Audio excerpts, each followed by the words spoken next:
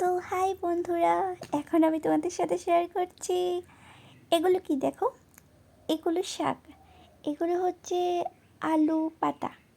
তো এটা বলবে না যে এটা মিষ্টি আলু পাতা কি রান্না করা আলু পাতা, সেটা আমিও জানি না, কারণ আমার মা এনে দিয়েছে আর আমি রান্না করছি।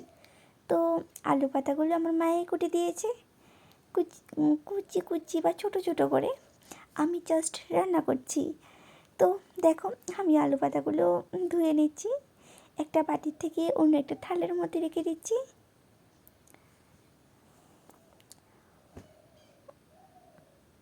তোমরা কে কে আলু পাতা ভাজি বা রান্না করে খেয়েছো বলো কিন্তু। আমি জাস্ট ভাজি খেয়েছি, খেতে খুব ভালোই।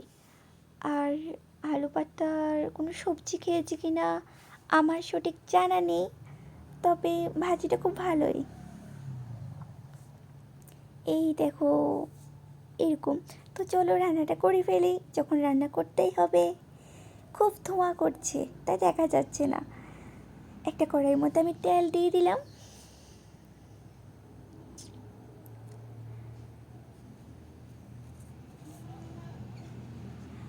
তারপর দিয়ে দেব আলু পাতাগুলো।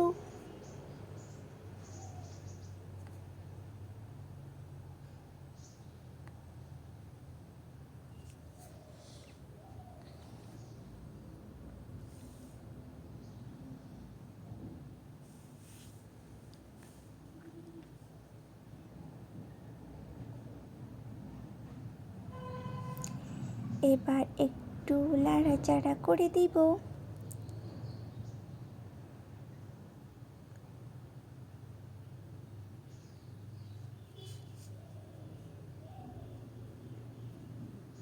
এবার দিয়ে দিব নুন,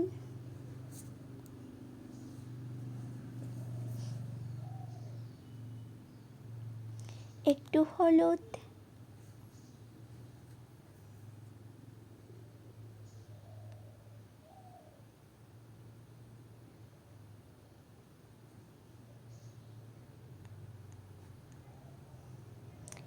এবার একটু নাড়াচাড়া করে দিব।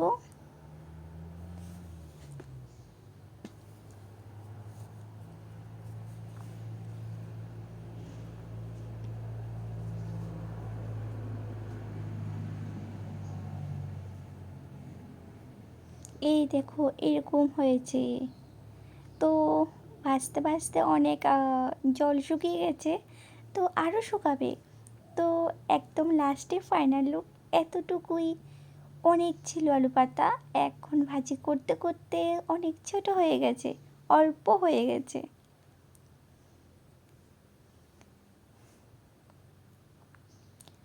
আরও জল শুকিয়ে যাবে। তো হ্যাঁ, অন্য অন্য কাজটি করতে হবে। এবার দিয়ে দিচ্ছি রসুন, ফুল বাটা না, আমার মাই বেটে দিল। তো রসুন দেওয়ার পরে আবার ভাজিটা করছি। এবার যখন জল শুকিয়ে যাবে, রসুনটি একটু ভাজি টাইপের হয়ে যাবে, তখন রসুন থেকে অনেক সুগন্ধি আসবে। তবে সেটা রসুনের, ভাজিটাও ভালো লাগবে। এটাই, দেখতে থাকো।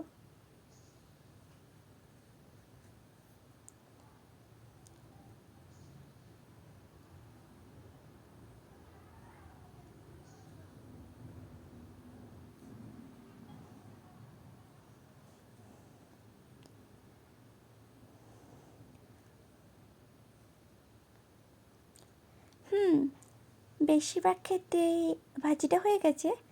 এবার নিয়ে নেব, ভাজি প্রায় হয়ে গেছে, শেষ এর পথে। তো ভাজিটা কীরকম হয়েছে বলো। তবে এটা বলো না যে ভাজি আর দেখার কী আছে, আমি তোমাদের সাথে ভাজিটা শেয়ার করছি, কারণ তোমরা আলু পাতা ভাজি রান্না করতে নাও পারো। ঠিক আছে, বাই। এই দেখো।